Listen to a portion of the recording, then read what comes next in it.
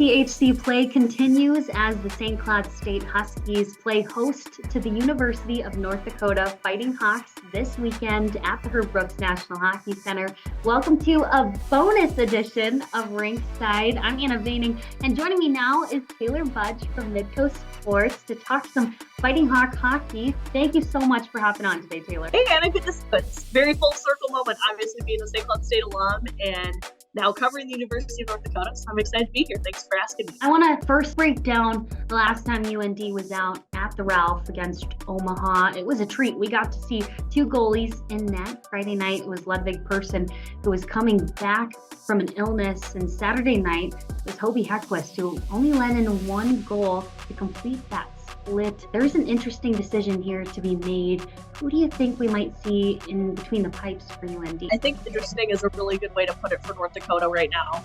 Ludwig Persson started the first 18 games of the season for UND. He was really the go-to guy. And then unfortunately after Christmas break, he came down with an illness. He didn't play in the exhibition on December 30th.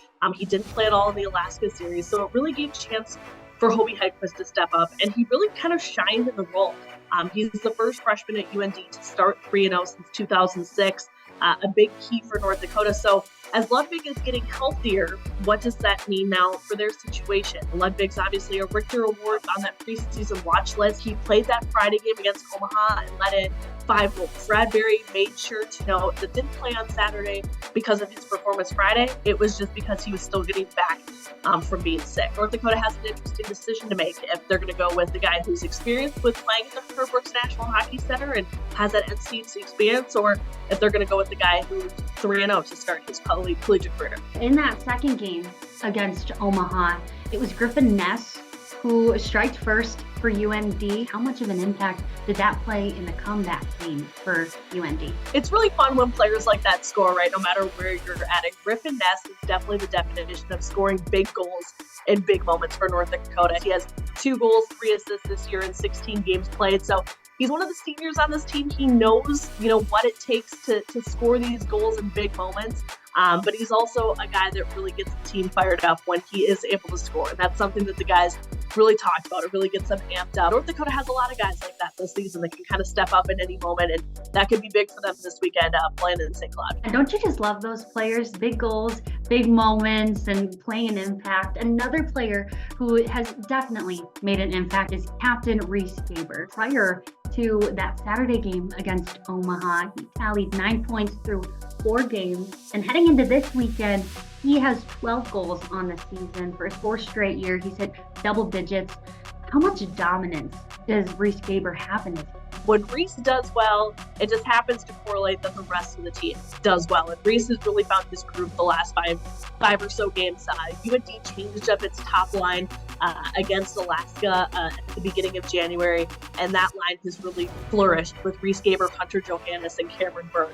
And Reese is kind of the anchor to that. He's that player that can do everything. He is the main guy on the power play for UND. He's got a wicked wrister shot. He has 5 goals just on the man advantage this year. Last year he had 11, so definitely on pace to kind of keep those numbers up. But the thing with Reese too is he loves playing against St. Cloud. St. Cloud State fans know Reese Gaber. He had 4 goals against them last year. So Reese Gaber knows St. Cloud well. 9 goals in his career against them. Taking a look at the last 5 games for UND that have gone into 3-on-3 overtime, the team hasn't been able to pick up a win. But looking at this weekend, these two teams know each other. It's going to be a competitive series, to say the least. So what's it going to take, and what's going to be key for North Dakota to find a win against the top team in NCHC and St. Cloud?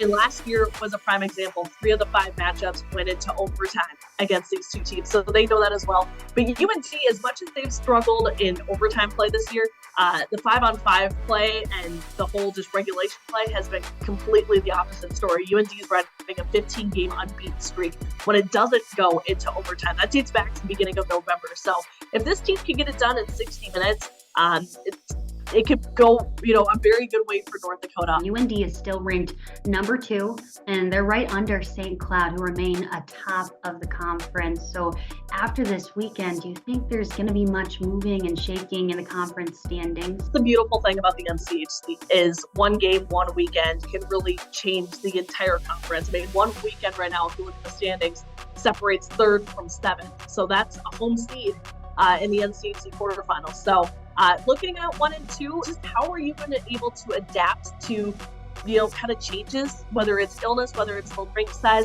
UND also hasn't been on the road in 7 weeks. The beginning of December was their last road trip to Denver. So getting acclimated to a road environment, I know UND fans obviously travel well to St. Cloud. But to answer your question about the standings, it could go either way. Both of these teams are solid. They know what NCHC play is like, and both of these teams have a target on their back to do something better than what they did last year. Yeah, and like you said, that's the beautiful thing about the NCHC. It's a battle every single weekend. Well, thank you so much, Taylor, for joining me today and talking about this matchup that we're about to see. I'm so looking forward to seeing you this weekend. It should be fun. Thanks for having me.